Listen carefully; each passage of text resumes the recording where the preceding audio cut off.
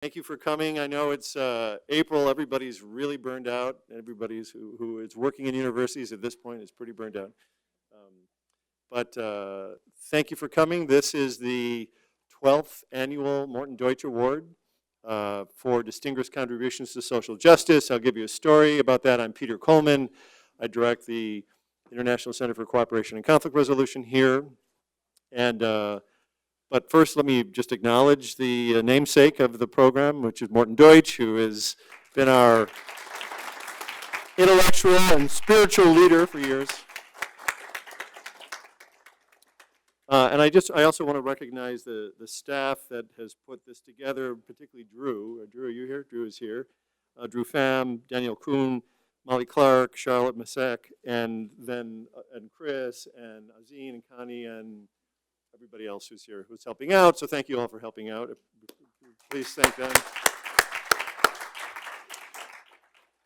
So just a little context. So this award was conceptualized or given birth to in 2005. About 2004, we started to convene a small, Mort started to convene a small group of mostly academics here because he was particularly concerned with the increasing gap between the haves and have-nots that is worldwide, and was interested in trying to think about what could academics do to help. So we convened a working group for about, I don't know, it was about 18 months or 2 years, where we read widely on injustice and systems of oppression, and we were really trying to get our mind around what has science done to help us understand the phenomenon.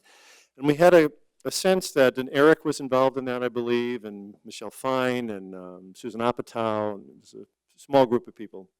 And we came to the sense that the social sciences were doing a great job at kind of characterizing the problem, why we get stuck in these more, in these traps of oppression.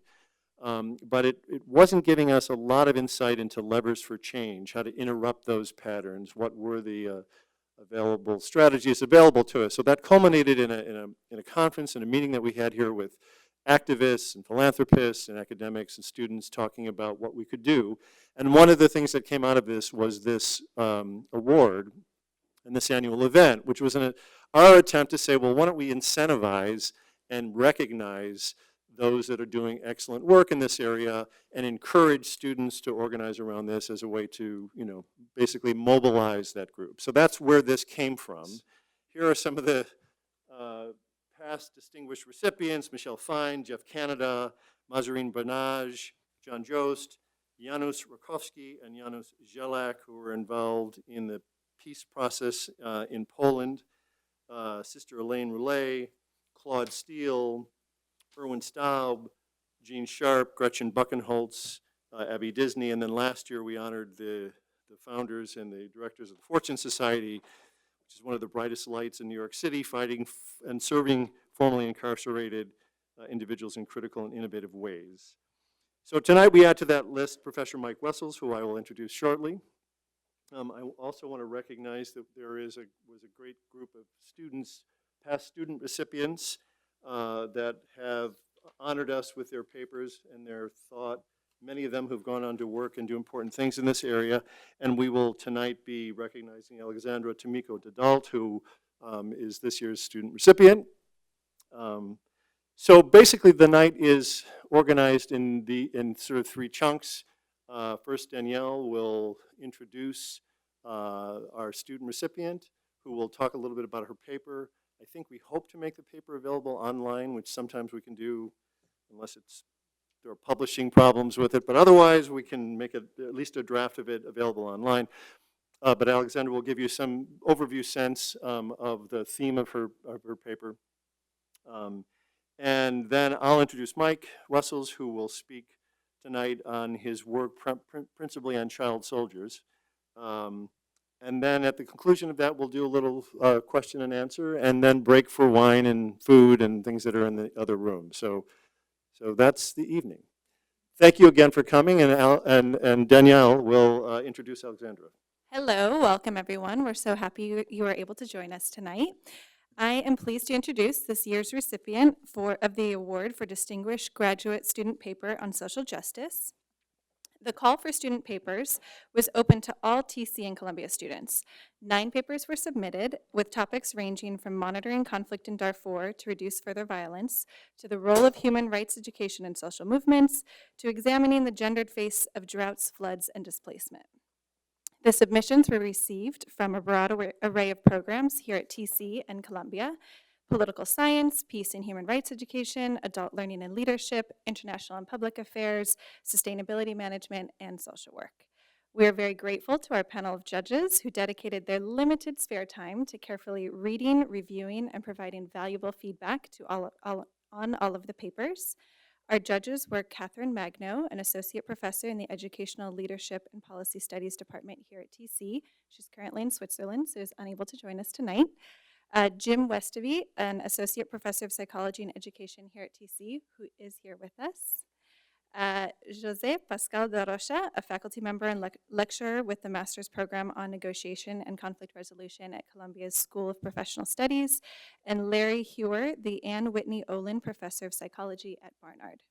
The papers were impressive, wide-ranging, and very enjoyable to read. The panel evaluated them on a number of dimensions, including sound analysis of the problem and existing literature, innovative recommendations or solutions, and their general contributions to scholarship, practice, and policy. The papers were reviewed anonymously, and the feedback was shared with each student. While one winner was ultimately chosen, all the students expressed their gratitude to receive constructive feedback from an impressive array of faculty representing different areas of scholarship. We are very pleased to continue to honor Mort's legacy by drawing more attention to scholarly and practical work in the area of social justice through the celebration of promising student work. And now I'd like to introduce Alexandra Tamiko de Dalt. She's a recent graduate of the International Educational Development Master's Program here at TC. She concentrated in peace and human rights education over the course of her degree, focusing her classes on gender and peace building. Originally from Toronto, she majored in gender and sexuality studies at NYU, focusing on intersectional feminism and the rights of communities of color in the US and Canada. Her studies and interests have led her to opportunities working and teaching with the International Rescue Committee, the Permanent Mission of Afghanistan to the United Nations, World Savvy, Search for Common Ground, and Sesame Workshop, among others.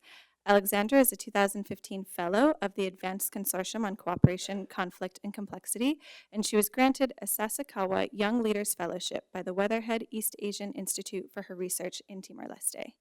Alexandra is now working with the IF Hummingbird Foundation, an organization dedicated to empowering and networking activists around the world and using their stories to inspire the next generation of changemakers. And now, Alexandra will provide an overview of her paper. Good evening, everyone. Thank you, Danielle.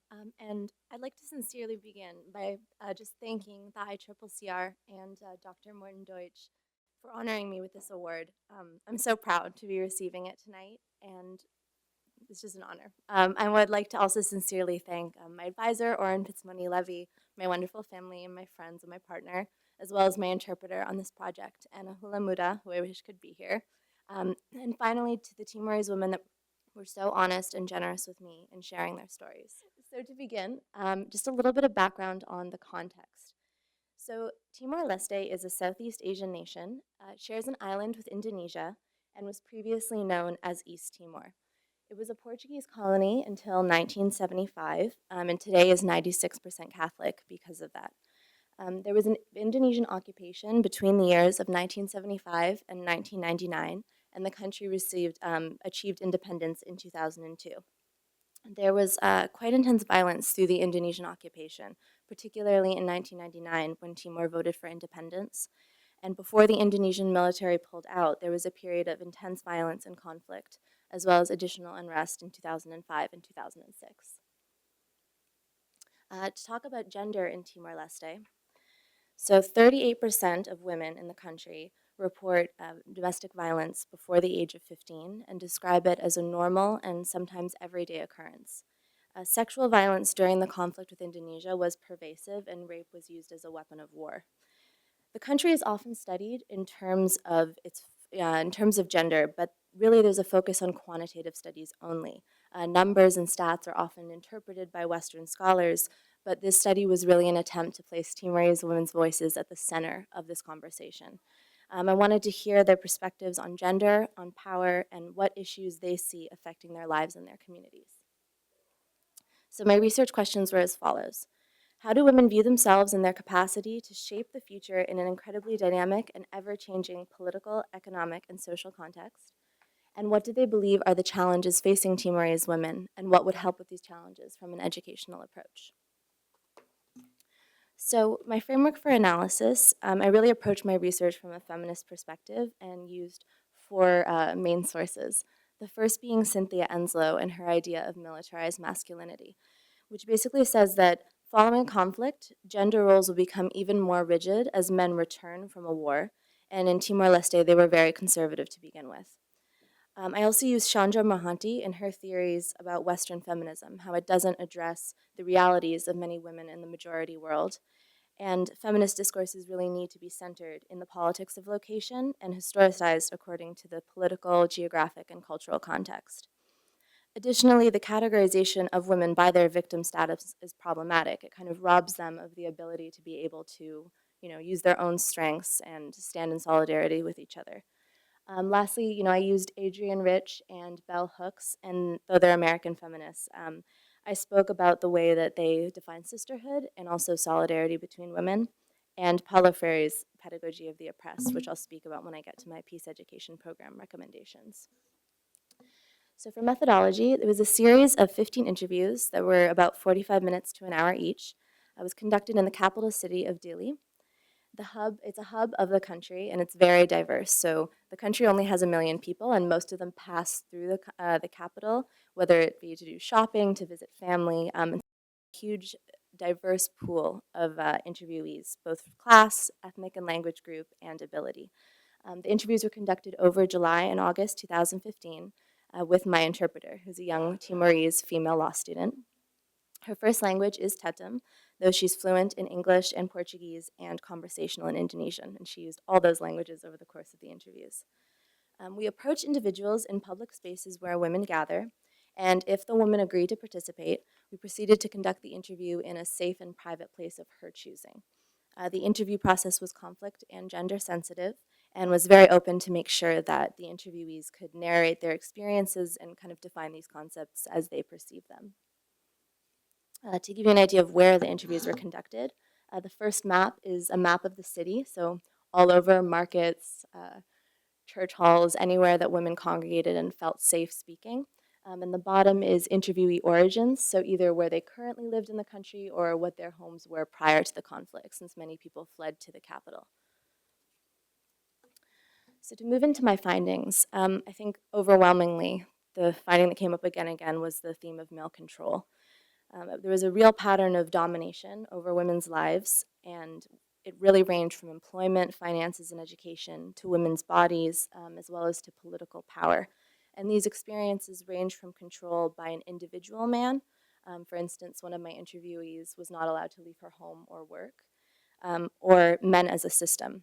So the government in Timor-Leste has really acknowledged men's contributions, but refuses to acknowledge women's role in the war, even though they also fought, and kind of paints them just as victims throughout the Indonesian conflict. So just as an example. And at the bottom is a quote by one of my interviewees, and she was just speaking as to the way in which in her village domestic violence functions as a result of lack of access to healthcare and reproductive rights. Another finding was hostility towards other women. Some women demonstrated this behavior, whereas others identified it by name as a phenomenon. I found overwhelmingly that younger women tended to use the phrase some women when speaking about women as a social category and tended to place blame on other women for oppression or violence that they experienced rather than looking to men. And I used Adrienne Rich's idea of horizontal hostility. So it's a symptom of internalized oppression and living within a patriarchy and enacting that hostility on others that are experiencing the same oppression that you are. My final finding was uncertainty and a lack of confidence in speaking about life experiences. So these are some quotes that I heard from some of my interviewees. And many women apologized for not knowing the answers to questions. And my answers were very open-ended, and my questions were very open-ended, such as what makes you happy, or what do you worry about? And a lot of them said, I'm not the person to ask, or no one has ever asked me that before. They didn't think their answers or their experiences were legitimate, which I think is very telling. On the flip side, I had a couple interviewees that were so eager that they spoke for far over our allotted interview time, saying, I have so many stories and no one to tell them to. And I think both of these things are indicative of a real lack of space for their voices to be heard in this context. So I'm proposing, as this is a small-scale study, and I recognize that there are a variety of interventions needed to really address gender inequality in this context. But I'm proposing a space for women, a very open-ended peace education program, where they can navigate these rigid gender roles and really work with each other to support and hear each other's experiences and validate them. Like I said before, I used Freudian pedagogy, so the idea of questioning education as opposed to a prescriptive kind of answers, so that they could work together and hopefully discuss the similarities and differences in their experiences of Timorese womanhood, and also really build solidarity and determine locally generated ideas of issues in their communities and how to address them. Right now in this context, there's a large international presence, which is fantastic in a lot of ways, but it often leads to very prescriptive approaches to dealing with social issues, and I find who better to be the experts on their lives than those people themselves. So that's the end of my presentation. Thank you so much again. I really appreciate it. So I was just wondering how you thought, how you proposed this idea for this project. What were your reasonings for going to Timor-Leste, and how you met your interpreter and things like that? Sure. So it's kind of a funny story. I actually was taking a class in SIPA with Professor Zachary Metz, and I was assigned to do a short-term consultancy in Timor-Leste with Search for Common Ground, a community-based organization there. And so I started reading up on women in Timor-Leste, since, as Danielle mentioned, a lot of my classes and my focus at TC, it's been all around kind of gender and peace building. So I thought, I'm curious to read more, since a lot of the projects I was going to be working on were focused on, working with women and kind of gender equity. And when I started looking up any kind of paper, any kind of resource, none of them included Timorese women at all. There was a lot of writing on it because this is a particular context for gender equity, but none of them included Timorese women's voices. So I thought that there was a gap that maybe needed to be filled, and there were voices that needed to be heard in the conversation. That's how I got involved. And meeting my interpreter, I actually just went to the university and went into one of the classes and asked if anyone spoke, because I was trying to find someone through other methods, but it's hard to communicate there because internet and phone service is not reliable, and I was just having a hard time, and I really wanted to make sure the interpreter I was working with was a woman, of course, and so many of the interpreters that were being recommended to me were male.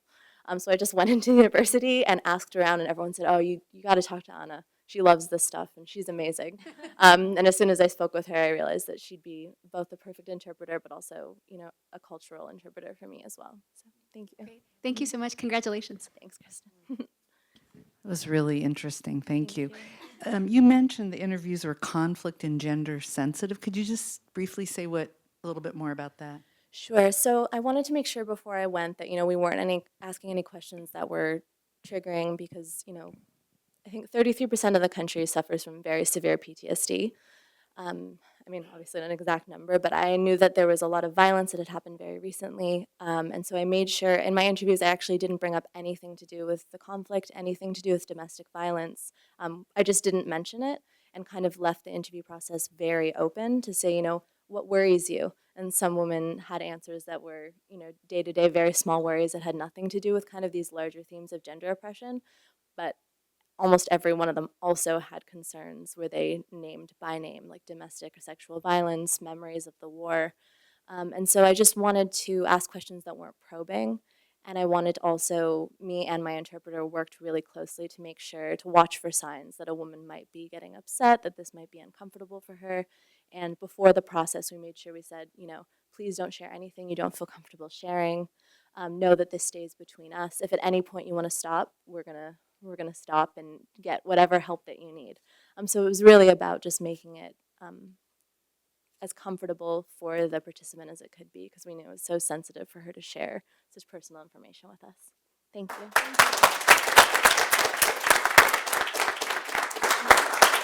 I would like to introduce Dr. Michael Wessells, who is a professor of clinical population and family health in the program on forced migration and health at the Milliman School at Columbia University.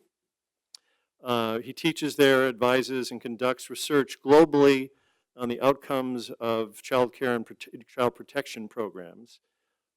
He's also a senior partner in the Columbia Group on Children in Adversity and is currently principal investigator in an interagency multi-country research project on the effectiveness of community-based child protection mechanisms and their connections with national systems of child protection. He actually came to a seminar, university seminar last week that we run here, and spoke about this program, and it was a tremendous project and a tremendous advance of thinking on child protection mechanisms that are locally sensitive. Other recent work that Mike has done is focused on the psychosocial impact of the Israeli military attacks on the education system in Gaza. He also helps coordinate a 3-country Sierra Leone, Liberia, and Uganda project, which is a participatory action project with girl mothers and their children. And he is the author of a 2006 book, Child Soldiers from Violence to Protection. Mike is also one of the rare breed that actually does good systematic research and a lot of practice on the ground in different conflict zones around the world, and really connects the two. So for 15 years, he worked primarily with the Christian Children's Fund as Global Child Protection Specialist and then a senior advisor on child protection. There he worked with national teams in war and disaster-affected countries to develop these more holistic, community-based, culturally grounded programs of psychosocial support and child protection. He also advised on child protection programs worldwide, was involved in the UN NGO task force on mental health and psychosocial support in emergency settings. He represented the Christian Children's Fund on policy initiatives such as the Paris Principles governing the reintegration of formerly recruited children. He built agency capacities for child protection globally and regionally, and has worked with UN agencies and donors around the world such as UNICEF and USAID. I like to say about Mike that really he's one of my heroes and inspirations in this field. When I was first in the field, when I was a graduate student like many of you, and I would go to the American Psychological Association conference, which is a vast conference of something like 100,000 psychologists in one city at one time, which is a bit of a nightmare, you can imagine. And I found a home in this small division called Division 48, which is a division for peace psychology, study for peace and conflict. And what I remember as my first entry into that division was hearing Mike speak. And his work was so grounded and real in the misery and struggles of everyday people, but also conceptually original and rigorous scientifically. So he really combined, hands-on experience with being able to conceptualize and talk about it and do good systematic research. And those things are really hard to do. So I was always impressed by Mike. I always looked for Mike's name to see where I would go, how to organize my time at these conferences. He really has been a hero to me for years and years now. So please join me in welcoming Dr. Michael Wessells. I feel like maybe I shouldn't say anything after that, except to say that it is a really honor and a pleasure to be here, and a great honor to receive this award. Mort Deutsch is a longtime mentor and friend to many of us, but he has had a special impact on my life. That division of peace psychology that Peter was talking about did not crop up out of thin air. There were a dedicated group of peace activists, social justice advocates, who over the years had asked, why is it that the major psychological association in the US has had a division of military psychology for decades? Where's peace? And we kept trying to make our case and get the governing body, the Council of Representatives, to take us seriously, and they went, oh, these guys are softies, they don't know what they're doing, and basically we don't like peace. This was during the Cold War era when peace had an even worse name than it has at some other times. So we strategized, and as part of our strategy, we said, we've got to bring in some people who are really recognized leaders, who have scientific credentials that are unassailable, and people who will really help move along multiple generations of psychologists. And one of the very best decisions we ever made was we said, that's Mort Deutsch. So we found Mort and twisted his arm. Fortunately, we didn't have to twist too far, but we invited Mort to serve as the first president of the division. And I cannot tell you what a difference it made. Because, not just because of his stature, but because of his leadership, his vision and thought and action, and the way in which he cultivated all of us and nurtured us in a multi-generational manner in the same way that's embodied in this series itself. And I just wanted to say, Mort, thank you. And thank you for the incredible mentorship and friendship over the years. And it's a huge honor to receive an award with your name on it. Thank you.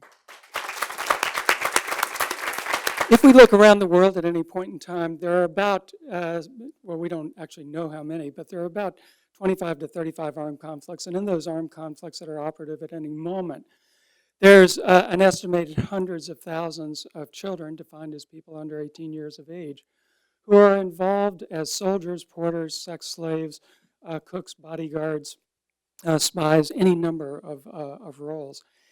And I think the media is full of the horrors of young people flocking into ISIS, children as child soldiers, including suicide bombers. We hear about the horrors of Boko Haram and their horrendous human rights atrocities, the abductions of young women and forcing them into a life of sex slavery and other forms of abuse. But I think, Peter, you said it right. We've done a lot on causes and impacts. We've done less on how do you help aid the return to civilian life or the transition to civilian life, because some people are actually born into armed groups, so it's not literally a return. And so that's what I chose to talk about tonight. And I wanted to thank all the young women and men who taught me along the way. I've had some very good teachers at community levels. They don't have a lot of degrees, but they have a lot of smarts. What I'm going to do is, first of all, give you an overview of so-called disarmament, demobilization, and reintegration approaches and their sins. And then I'd like to give you two examples of how to avoid those sins, one that deals with mostly with men, and one that deals expressly with women, and in particular, girl mothers. They are not paradigms for the world. I try to contextualize this and say I'm going to be describing richly participatory processes. These are not indicated in all contexts. Where spies are rampant and conflict is ongoing, high levels of participation can really result in people getting harmed. But in the vast majority of DDR programs post-conflict, there has been a studied inattention to people's own agency. We haven't done a good job of the very important thing that Alexandra was role modeling, listening to people, and then using their narratives and their voices to guide our programs. And the other problem I wanted to put my finger on was the humanitarian world is divided into silos. Education is here, health is here, child protection is here, peace building is here, economics are here. But real human beings and communities defy all those boundaries. And so the humanitarian world has to find a way to integrate. And I'm going to try to give a couple of examples of how that might be possible. So in DDR programs, one of the biggest problems is they are set up as force restructuring programs. And in the security force restructuring movement, there is frequently an emphasis on disarmament, putting down the gun, demobilization, getting out of the uniform, walking back into your community, a process that is called, oddly, reinsertion. But in any case, there is short shrift given typically to reintegration. Reintegration is the really important part, and yet it commands only a small amount of the funding and also the actual work that's done on implementation.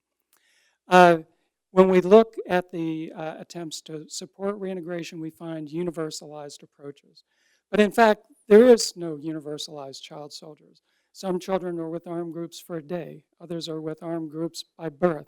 Others are forced into armed groups. Others join because they see it as a surrogate family, a way of earning money, or an opportunity as an ISIS to earn glory for one's imagined new Islamic empire. Huge variations by gender, by class, by age group. So this means that we can't do reintegration in a cookie-cutter modality, and yet that's what the world more or less has tried to do. There's been an emphasis on the deficits and the problems, the PTSD, depression, anxiety disorders, and so on. But I can tell you, not only from data, but from personal experience, the vast majority of former child soldiers never need to see a clinical psychologist or a psychiatrist. They have significant resilience, and they, together with their families and communities, find a way to make reintegration work. And then the other shibboleth of reintegration work is an individual fixation. Lots of westernized psychologists come in and say what we've really got to do is focus on the trauma and all these problems that individuals have. Those are real, they do deserve attention, but they are a small part of the much greater array of problems.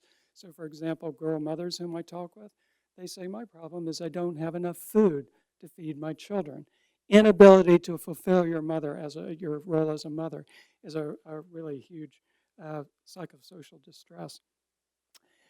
I want to talk about Sierra Leone because it's been mostly forgotten, but it was a very brutal armed conflict that persisted for over a decade with ongoing insecurity and with spread of former child soldiers from there over to neighboring Liberia and other parts of the region in West Africa. I didn't bring a map, but I assume that this distinguished audience would know where it is. You may remember the Sierra Leone conflict for its play in the media as a place of unspeakable atrocities and brutalities, some of them conducted by children themselves. The RUF, the major rebel group, Revolutionary United Front, used to wheel into town shooting and burning and looting and plundering, raping. And they would line up, typically the men, but sometimes the women, sometimes the children. But they'd ask the men, do you want a long sleeve or a short sleeve? And if you said long sleeve, they hacked your arm off at the elbow. If they said short sleeve, they took your arm off at the shoulder. And this was a means of terror control, and it was highly effective in really overcoming any resistance. When the peace process came, a lot of people said, we don't know what this peace process is about. We're not really sure that it's possible. All I know is that some of those guys who fought with the RUF were from this community. They're coming home. There's a lot of tension. This was pointed out the need not only for reintegration of individuals, but for thinking about peace building. And I'm sorry to say the girls were hardly on the agenda. So even though large numbers of young women were with the RUF and with other groups, they received scant attention because contrary to policy, former child soldiers were subjected to a weapons test. They literally handed you an AK-47, and if you could disassemble it, strip it all down, reassemble it, and then fire it, they said, oh, you're a child soldier. Well, there were lots of child soldiers who fought with pangas or machetes. There were others who fought with sticks, bows and arrows, spears. And there were lots of women who were never fighters. Some were commanders, some were combatants, but most were not. And so, of course, they couldn't pass that weapons test and therefore were excluded. And this is part of a global pattern, unfortunately. If you look in a social ecological perspective at the needs of former child soldiers, they of course vary by gender and situation. But this was a young woman whose name was Fatmata. I encountered her in Koinadu in the far north, which was where the majority of the RUF were stationed at the end of the war. She was 14 at the time this photo was taken. She asked me, I asked if I could talk with her. She said, I'll talk with you if you take my picture and if you tell my story to as many people as you can. My knees got weak, and I asked her why she wanted to tell the story, and she said, so that no other young women have to suffer what I have. So Fatmata was abducted from a rural village by the RUF at age 12. She was in captivity for 2 years. Her captor, of course, raped her, and she became HIV positive. Her baby became HIV positive. Now that the war had ended, people were very concerned that trauma was the big issue for Fatmata. But she was very quick to say, here's my situation. I don't have the money to feed my child or to buy the medicines that my child needs or to help myself survive. She saw herself as married to her bush husband, her captor. Her parents said, no, that's the guy who abducted and raped you. And she said, the father of my child is my husband. It's a very old cultural belief, but this caused a lot of family tensions. Her peer relations were lousy. The RUF had a nasty way of feeding people mixtures of amphetamines and lots of alcohol, smoked lots of bong, and they were notoriously unruly. Girls who came back from the RUF were typically referred to as animals. They had a status that was literally lower than dogs.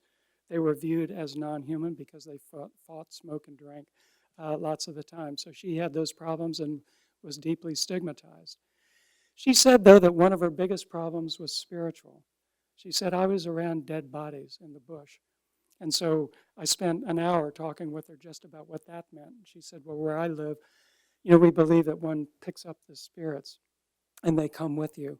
So she saw that not as an individual problem, but she said, these angry spirits can make me sick, they can kill you, they can kill anybody who comes in contact. She said, I need a spiritual cleansing, a traditional ritual that was believed to clean the spiritual slate, so to speak.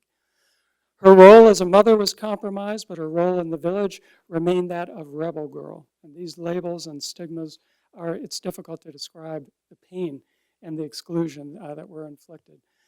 And there was ongoing insecurity because sexual violence was rife in all of these post-conflict environments. Now there were traditional processes, and I'm going to talk first about a program to support mostly boy soldiers. There's a process when people come out of the armed group that involves more than insertion. That is, putting people on the back of the truck and dumping them off in the community. And I'm not making it up, that's often done. But if you conceptualize reintegration as a community process, as fundamentally a relational process, then there has to be preparation with the community. So there were dialogues with district level authorities, letting them know that some formerly recruited young people were going to be coming back to communities. Community people were afraid. They said, these were the guys who came and shot up our village, raped my wife, killed my daughter, took my son. And there were dialogues about them either being a lost generation or saying these guys can never return, not after what they've done. And so what was done by Sierra Leonean workers was to stimulate empathy, even though they didn't call it that. I called it that. But it was to call attention to the fact that the child soldiers themselves had suffered a lot. The local views were that those aren't the guys who suffered. They had the food and access to health care. They had the weapons. We're the ones who suffered. So there was a whole process of helping them understand, how is it that a young boy got into an armed group? Isn't it true that there was a raid by the RUF? And didn't they take a weapon and put it in the hand of that boy? And didn't they order that boy at gunpoint to murder a member of their own village? What kind of suffering, what kind of impact do you think that would have? And people reflected and talked about it, and they understood pretty soon that the suffering had been high. And then religious leaders, elders, and others began talking about, started a narrative about these are our children. So breaking that role and identity as child soldiers and repositioning people as children and civilians was really important. And out of that, people began reflecting on the past and asking, how have we dealt with these really severe conflicts in the past? And one of the answers was by using poetry. Another answer was by song and dance, very old and I think very rich sub-Saharan African media. And so what they said is, we will think about this. But what they did was not to cogitate. They sang and they danced. They improvised poetry. And as they did, they began to talk about, these are our children. They are coming home. There were also cases of traditional restorative justice that maybe I can describe later, but very briefly. Some individuals came home and asked to talk with the chief. The chief received them and then basically asked them to tell everything that had happened. The chief was listening to other sources, knew very well what had happened, and listened for comprehensiveness and 4 remorse. And if the boy or the girl was remorseful, then the chief prescribed community service, giving something back to the community. They didn't call it restorative justice, but it was a very old form of reciprocity that was really quite effective. But there was a big issue facing the men and the women, and that was unemployment and inability, lack of money to provide food, access to health service, and other goods. And so what CCF did, Christian Children's Fund, which had worked there for some decades, was to engage communities in a dialogue about what were some of the needs for children generally in the community. And people said, well, that school was destroyed, and to help our children, we need to help rebuild those schools. Other people said, we need to repair this bridge because it's via that bridge that we go to Guinea. And there are very ancient routes of migration. State boundaries really don't mean much to local rural farmers in West Africa. People move and they see themselves as part of their own chiefdom, not as Sierra Leone and Liberian, Senegalese and so on primarily. And then in order to accomplish those needs, to fulfill those needs, the idea was to form cooperative work teams using a very old psychological method, cooperation on superordinate goals. And the idea was to take ex-combatants who were feared and ordinary community people, other young men who hadn't been part of armed groups, and to do some work with them in advance to talk about the importance of citizenship and good values. And there was a selection of the moderate ones rather than the hotheads. But they then worked together as a team to rebuild the schools, to rebuild the bridges, to build health posts. And as they did this, community members watched. And they said, that's not a child soldier anymore. That's a village person giving back to us.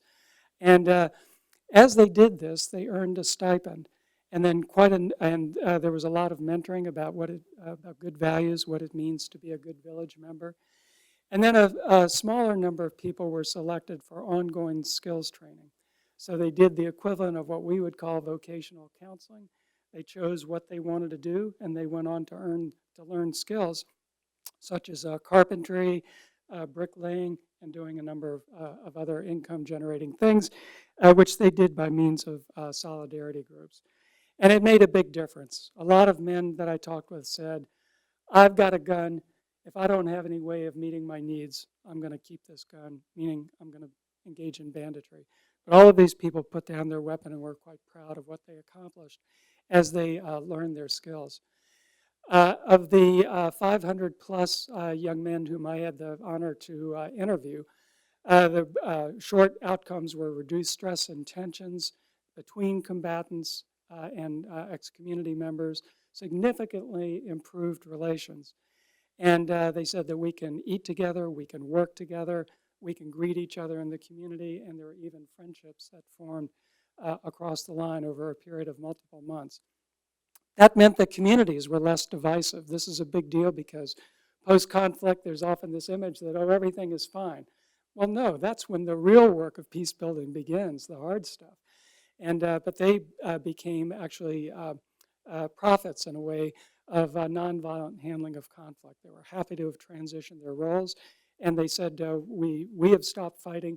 Everyone should stop fighting. We should build peace. There was collective planning and action. You know, from a psychological standpoint, if you want to heal, one of the most important things to do is to take decisions that enable you to have small control over even small areas of your life. Self-efficacy, making decisions, and doing that in relationship with others, building networks and relationships.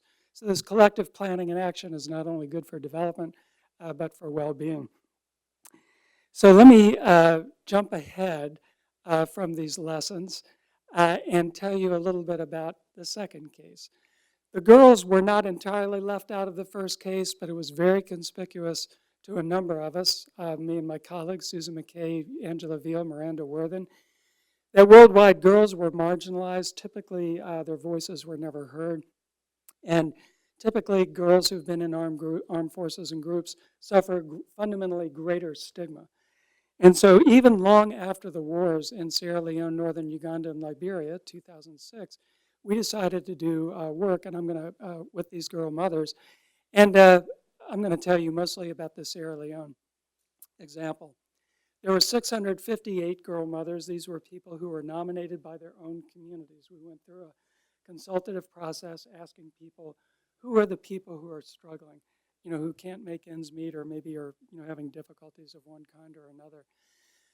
In Sierra Leone, there were 266 girl mothers. By the time we worked with them, they were age 22, median age, but the fact is they had been girl soldiers during the conflict. But of the girl soldiers, 80% had children, were mothers. And one of the problems in supporting former child soldiers is if we focus exclusively on former child soldiers, a kind of reverse privileging comes about that produces a lot of divisiveness, because in some cases, child soldiers are not the most vulnerable. What about a girl who's been raped, who's had losses of her children, whose parents have been killed? She may be worse off than child soldiers. So we had intermixed other vulnerable girls, young women, into this mix. 67% were formerly associated. These are the agencies that we worked with. But let me jump to the heart of this.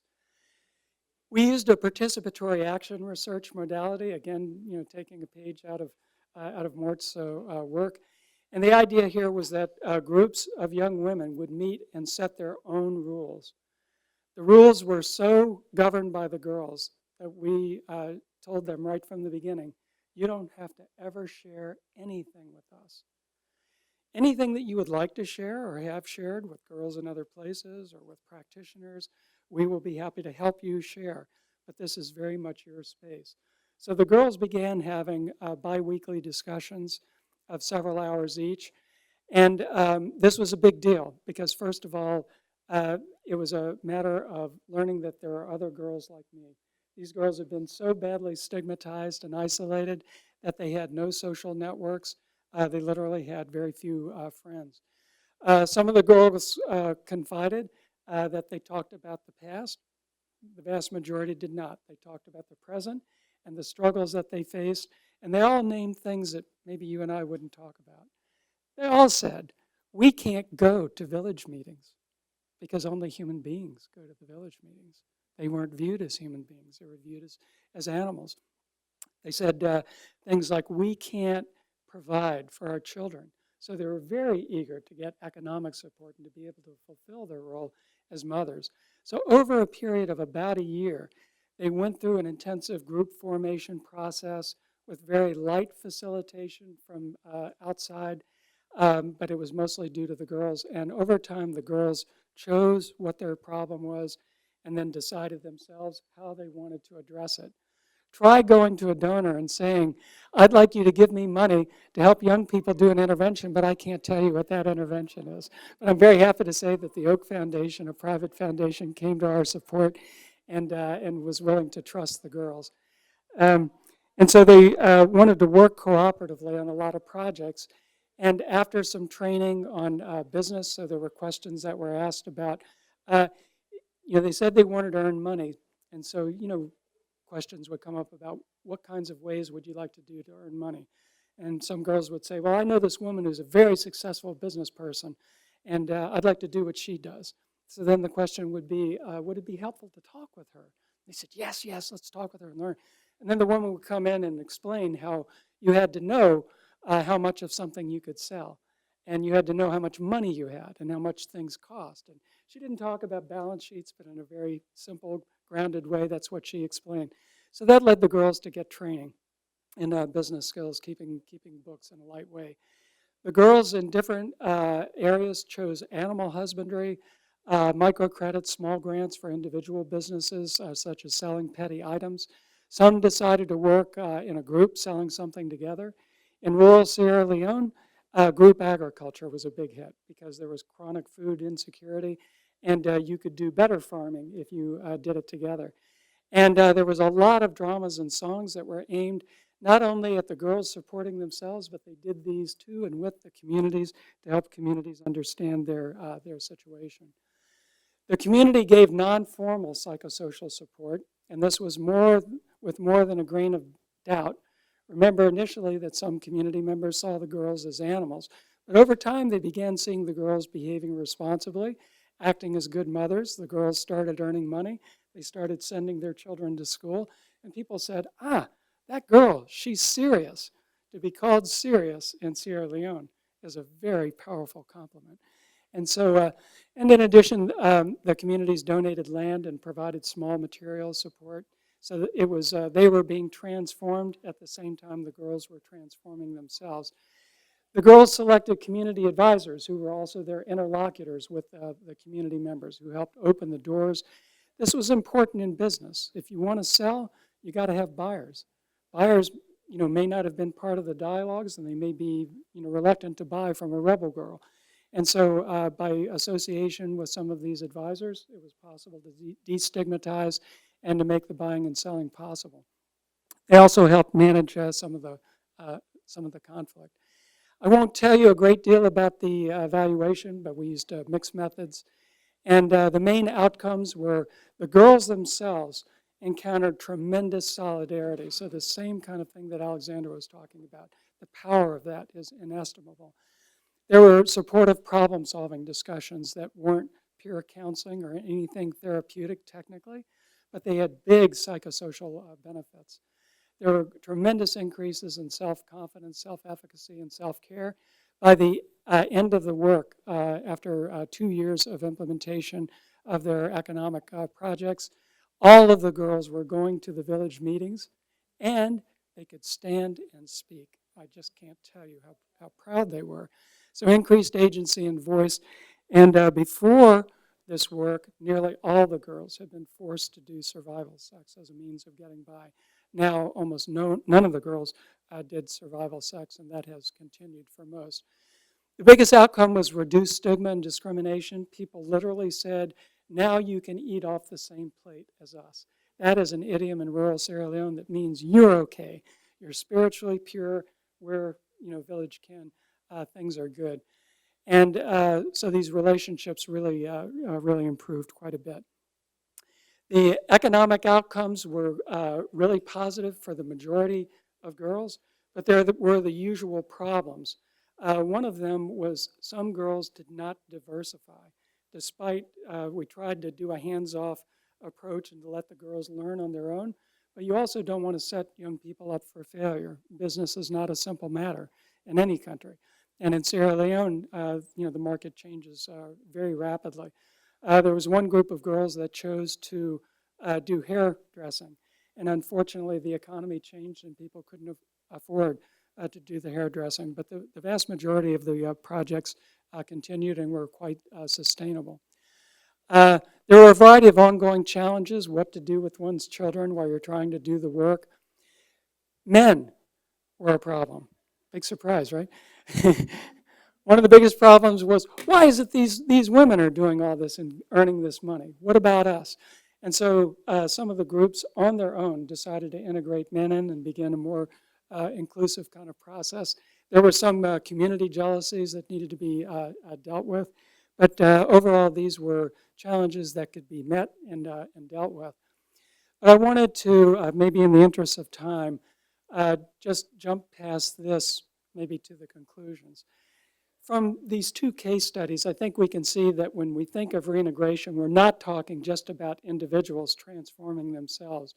We're talking about a reciprocal process wherein communities reinvent and transform themselves, and girls change themselves in their behavior. They acquire new roles, and identities. They become seen as mothers primarily rather than as former soldiers. And the cultural practices play an important part in this.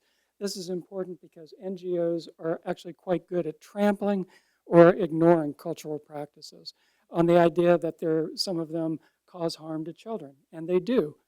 But my observation is that many more are helpful than are harmful, and it makes no sense to throw out the good ones. Secondly, reintegration is inherently a multi-sectoral process. The idea of going out and doing only peace building, only psychosocial support, only child protection is shot through with problems. It was the integration of economics, psychosocial support, and peace building that made this tick. And it was really, of course, the agency of the young girls. But these multi-sectoral approaches are hard to achieve in a humanitarian architecture where the silos are quite rigid, training is highly specialized, and grants are given according to very specialized modalities of work. But I'm here to say that if one learns with local people, it is possible to work in a more holistic way. And then obviously former girl soldiers, particular mothers, they have special needs. I have never in another country seen DDR programs that even recognize the importance of girls being mothers, when that's what they take as the defining feature and obligation and duty of their existence. It's the definer of their identity and existence. And so you need to do reintegration supports with girls differently than with boys, but you need to work differently with mothers than with non-mothers. And this is a big lesson that the UN and other agencies have to learn. And then last but not least, we've done a lousy job listening. And I think that using these narrative approaches is profoundly important because they put us in touch with young people's lived experiences. And having a voice confers a sense of agency and invisibility. And if it's done well, it can provide insights that can then be used to guide contextually appropriate, gender appropriate, culturally grounded kinds of supports. So my advice is let's listen, learn with local people, and put the power in the hands of the local people, not the NGOs. So thank you very much. I say that one of the great difficulties in using your very worthwhile approach, which integrates various things, is the sort of specialized interests which push for their own thing and neglect the other things.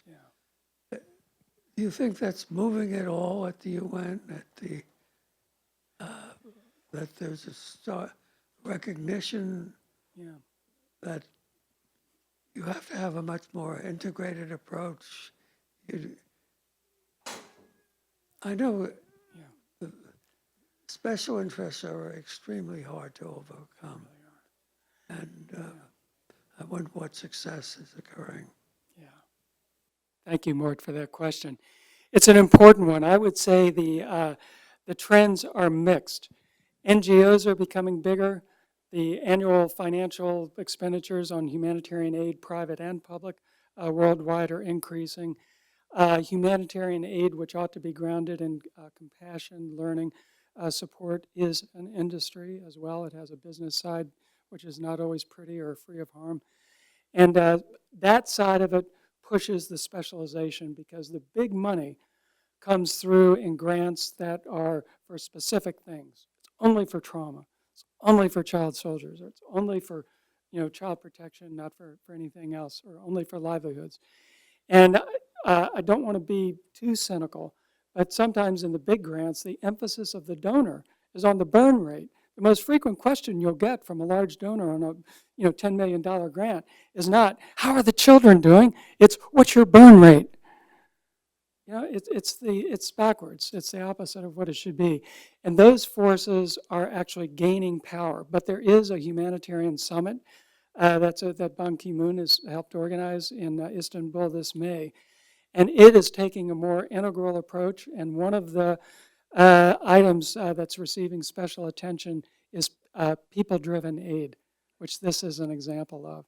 And so I think that that's positive because ordinary people don't think in terms of these sectors. Ordinary mothers and fathers don't think about, all these different silos. You think about, what does your child need? And you find ways of putting it all together. And then also on a positive note, when we developed the first global guidelines, consensus guidelines on how to provide mental health and psychosocial support in emergency settings, one of the things that we deliberately did was we said, let's avoid the trap of acting as if we as psychologists and psychiatrists have all the answers and have some, special part to play. We do have an important part, but it's really actually quite a small part. A lot of the best supports come from cultural practices. A lot come from religion. A lot come from friends. A lot come from within the family. And the health system, the education system, the justice system. and many other systems all need to work together. So we said, let's find a way to make sure that mental health and psychosocial supports get integrated into multiple sectors of humanitarian aid. And I'm now involved in some work reviewing the implementation of some global standards, in this case, the global standards on child protection and emergencies. And just last night, I read the case study on Rwanda.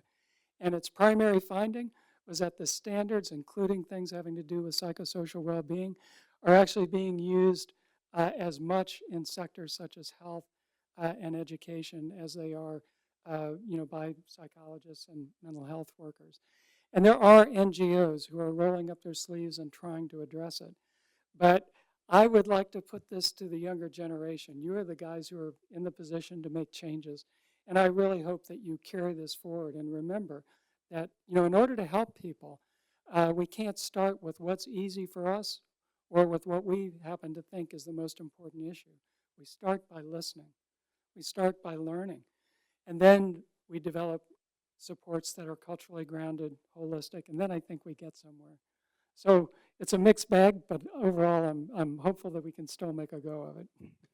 So again, thank you. You make a great and compelling case for community approaches in non-emergency settings or non-conflict zones. Yeah. Does that mean that in conflict zones we're left to the top-down unilateral peace processes, or are there versions of community work that you see being effective in those zones as well? Yeah, thank you. It's an important issue, Peter. There are alternate versions, ways of changing one's modality of work. So for example, if there's an active conflict going on, you probably don't want to have open community meetings or open groups, meetings of young people, because that'll be seen as political organizing, even recruiting, and will end in attack and people getting hurt.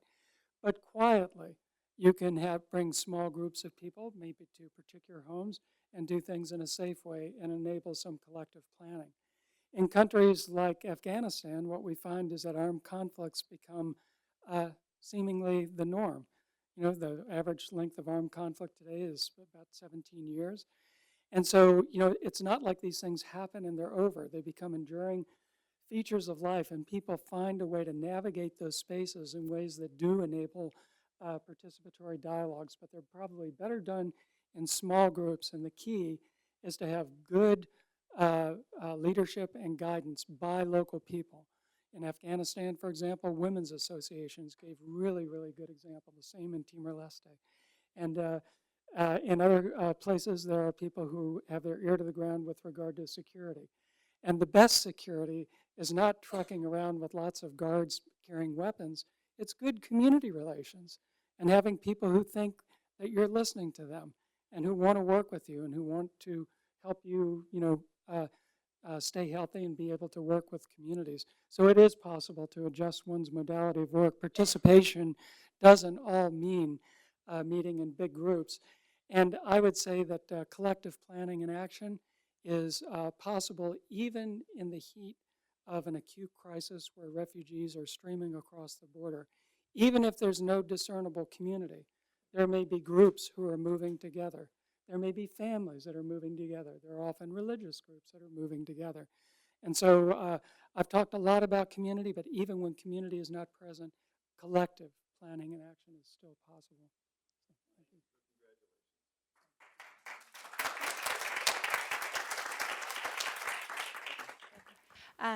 I was curious about, in lines with selling this concept to donors, what types of measurements and evaluations are you able to actually implement using these methods? Yeah, thank you.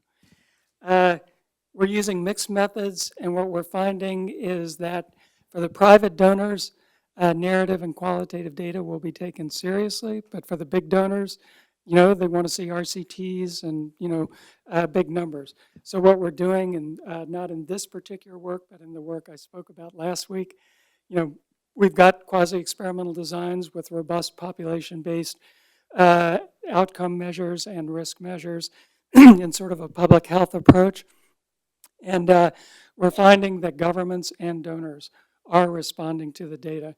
So there's one of the main pieces of advice I can give you is know your audience And number two, don't do the research and then go to the donor or the government. Talk to the government and the donors in the beginning. Build relationship. In Sierra Leone, we even had government so much involved that they helped us select where we were going to work, and they even helped us tailor our methodology to the context. And after a while, they started talking about our research as their research, which is exactly great, because they then had a spirit of learning, and fortunately, they did not try to politically manipulate the findings. When we found a bunch of inconvenient truths, I thought we were going to get ejected from the country, but in fact, they said, no, you're simply giving us a better picture of problems we've already heard about. So I think, it's really important to figure out what your strategy is to influence. Getting super high rigor data with super robust designs really is not enough. You've got to have relationships, you've got to have an advocacy strategy. And my experience with donors is team up with them. Donors talk with donors in a way that we can't. They'll say, yeah, he knows some stuff, but he's an academician. He doesn't know our world, doesn't know all the pressures we're subject to. So get some donor, make it a team effort. So again, a multidisciplinary kind of approach. I have a question on sort of the community side. You spoke of listening, and I was wondering if you could talk a little more about the reflection there of being, sort of coming in and being an outsider, and sort of having that, and then on the other side having the researcher's gaze. Like, my question is sort of, is there a sense of what people sort of feel from kind of being listened to, and if you noticed any impact there? Yes. Thank you. Well, first of all, the way one enters a community means a lot. It has an enduring impact. If you pull up in a big white four-wheel drive, SUV, and get out, all dressed up like a Columbia University researcher in your white pad, you immediately, put too great a social distance between yourself and the people. But if you dress like the people have done your homework, and you understand in Sierra Leone, the first thing you do is you go to the paramount chief. It can be a woman as well as a man, although most are men.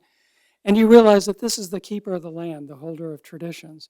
This person sits higher than the president in the estimation of most of the people. And you do things in a humble, collaborative way. You ask them, can we come and learn? And this is something that the NGOs tend not to do. And so typically when you ask a paramount chief, could we come and learn from you and try to understand how people here are affected, what they're doing, good things that they're doing, they're thrilled. And then your question about listening and accompaniment, I've had, like many humanitarian workers, crises that have led me to sort of step back and ask, is this work, am I really able to contribute enough, or is my presence causing problems, or whatever? But there are large numbers of people who say, the fact that you came from this faraway place, a land of luxury, sitting in the midst of all these wonderful things, and came here in a place where there's no clean water, where you're likely to get shot or to step on a landmine, and you took time to talk with me. It does mean a lot. Some people do it as part of gaming because they're desperate, but the majority of people say it with great sincerity. There's something about solidarity, accompaniment, feeling that you're a human being and that your voice matters. The first casualty, I would argue, in a lot of armed conflicts is not physical. It's people's dignity. Reestablishing dignity. Treating people, it doesn't matter if they're missing all their legs and if they're, really sick and lying on the ground. To treat that person with dignity means the world, and it changes you. It rewards us in ways that are really quite beyond description. And I'm not talking about moralistic white knight conceptions. I'm talking about good old compassion and realizing that we're in this together.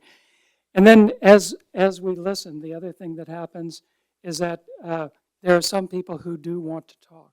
So I always try to, work with people not to go in and ask invasive questions and pick people open at a time when they're not ready to talk, and never to pick people's wounds open.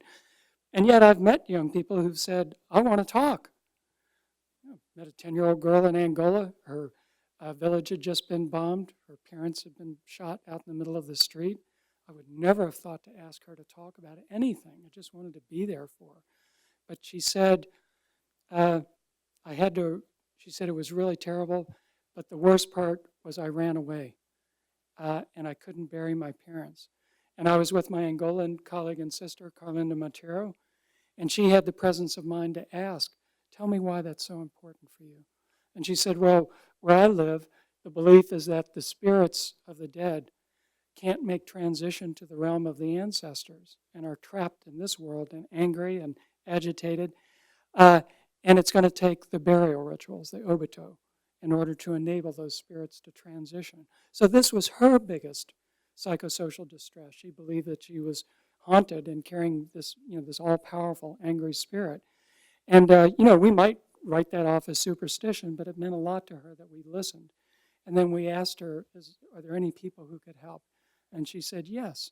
In my village, we had healers who could do rituals that would help cleanse away these spiritual impurities. And the fact that we listened, and the listening was followed with action that was guided by her, meant everything to her. And she talked about how that built her hope. So don't ever underestimate the power of accompaniment, the power of listening, being there. And I think it all comes down to how we are when we're there. If we take care of ourselves, if we listen in a culturally grounded way, and if we act with humility, then good things happen. If we come crashing in as the experts, I'm here with the latest therapy, and I'm going to basically heal people and keep them from a lifetime of desolation, then I think we're likely to not listen and to cause a lot of problems. So we have a choice to make there, and I hope we make the right choice. And you told that story of that girl who had just lost her parents. Had she been here in the States, an American citizen, the first thing we would have done probably is get her to therapy, one-on-one. I just wonder why it's such a big phenomenon that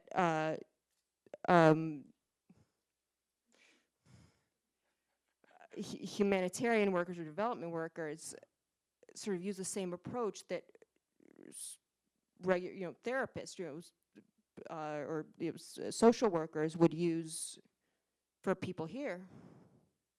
Does that make sense? Yes, it does. If I follow your question, I would say that we are all at grave risk of engaging in a neo-colonial approach that involves imposing our values, our techniques, our approaches on local people.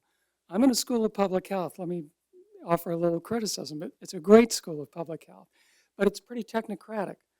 Students learn far more about how to do sophisticated designs, collect really powerful, meaningful, accurate data, knowing all the precisions and odd ratios and, different analyses. But the thinking about ethics is not commensurate with that level of training. I really mean this. Ethics in the U.S., ethics is often constructed by us. So again, let me speak out of school a little bit.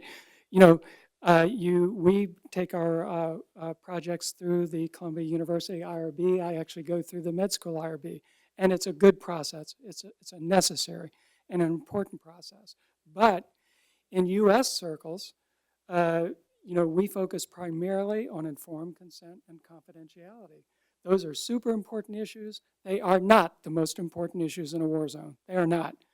And so if you're attentive to those issues, you may have done a good job of taking care of maybe the first 15% of the issues. But I can tell you from experience that if you, as an American citizen, walk into a dirt poor community that's been bombed, what people are going to be thinking, even if they don't say it, thank God the white man is here. That's the first thing in sub-Saharan Africa. The vast majority of people will tell you once they get to know you. They won't say it at first because they won't want to offend you. So it sets things up to put the focus on what we do. So that's one thing. The other thing is that I think what you're describing is actually well-intentioned. I don't support it, But the argument goes like this. We've got good neurological data showing that there are long-term changes that result from traumatic exposures. It's a humanitarian imperative to take the best evidence from science and to take it to other parts of the world where science is not well known and to not be discriminating about it. Now that, is, presumably a humanitarian argument. The question I would ask is, have those approaches been appropriately tested and validated in the local context? And oftentimes they've not. So from a scientific standpoint, they're incomplete and maybe even suspect and damaging. And then secondly, I think we have to do something that is really hard for people who see themselves as experts, and that is listen first. Because when we listen first, we may come to understand that the things that we thought were problems and the things that we wanted to assess and measure and do a situation analysis, a needs assessment that would then guide our intervention, are not the most important things at all. Local people may have understandings that far exceed our understandings. And yet somehow it doesn't seem like you're really much of an expert. And hey, if you're getting paid $500 a day or whatever it is, maybe you're worried that you're not going to be earning your keep, or you're going to be worried that what am I going to tell those guys back at headquarters or back at USAID that no, I just sat and listened to people today. And they're going to say, well, you're no expert. Anybody can sit and listen. So, I mean, I'm serious about this. It's actually hard to listen in a situation of emergency when you've been trained to think, I've got to get out there and save lives. I've got to intervene using these proven interventions. It is a humanitarian necessity. It's hard to take a step back and to say, I don't know. And I don't even know what I don't know. There's so many things that I'm not even aware of, I can't even begin to ask the right questions. That kind of humility typically is not taught in schools, and it's not highly prized in a lot of organizations. But I would argue that it is essential for work that's actually going to strengthen human agency, enable contextually grounded approaches. And that humility would be at the top of my list for humanitarian workers. So thank you. Mike, I'm going to thank you very much for your comments. I think in your remarks, I think I heard the title of your memoir, which was Reestablishing Dignity. I think that really is sort of exemplifies your work and exemplifies your objectives, and thank you for showing us your work and sharing it with us.